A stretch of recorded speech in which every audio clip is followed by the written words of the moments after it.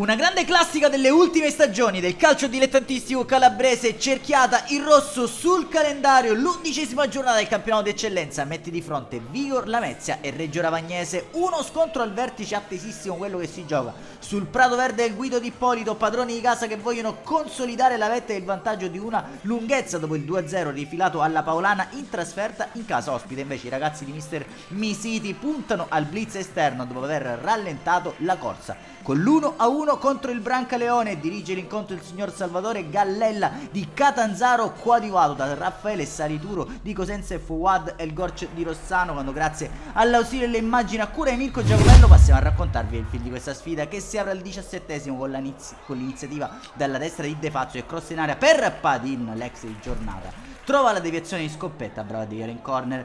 Al giro e poi alla prima frazione di gioco, palla in profondità per Padin, il quale mette sul secondo palo per Condemi che manda clamorosamente fuori. La posizione favorevole.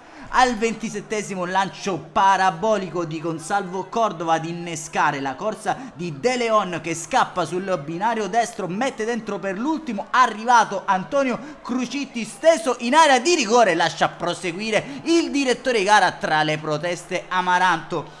Al 40esimo ancora un'occasione di marca Lametino con la punizione messa dentro per Padin, l'attaccante biancoverde manca l'appuntamento col possibile gol dell'1-0.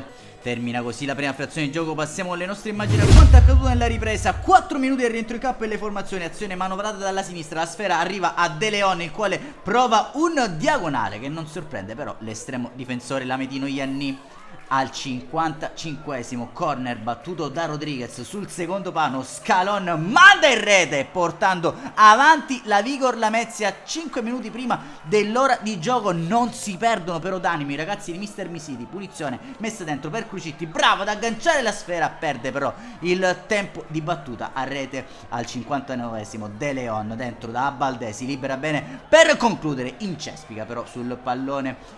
Al minuto 63 torna ad offendere la Vigor Lamezia con la conclusione angolata di Spanò, il quale trova attento Foti a deviare in corner. 2 minuti più tardi su segnalazione del guardalinee viene espulso Ruano per un colpo scorretto ai danni di Scoppetta. Vigor Lamezia che dovrà proseguire in 10 contro 11. Allora prova a pescare energie fresche alla panchina il tecnico Lametino dentro Denisi in luogo di Padin. Al 71esimo Maesano si libera benissimo due avversari, arma il destro che sorvola trasversale ai pali. Al 75esimo tocca da Zinaro, prende il posto di Condevi, segue l'ingresso in campo di Amendola per De Fazio. All'83esimo la pennellata di Antonio Crucitti per Gonsalvo Cordova, il colpo del capitano, quello dell'1-1, quello che tiene in vita la Reggio Ravagnese, che non lascia scappare via la Vigor Lamezia. C'è ancora un campionato in eccellenza calabrese. Il mancino telecomandato di Crucitti per il colpo di testa imperioso di Cordova nel finale. Puntoriere già ammonito, allontana il pallone, rimedia il secondo giallo conseguente rosso. Si conclude in 10 contro 10 con la Vigor che prova a portare a casa i 3 punti. Corner messo dentro la curcia, allontana De Leon sui piedi di Amendola che manda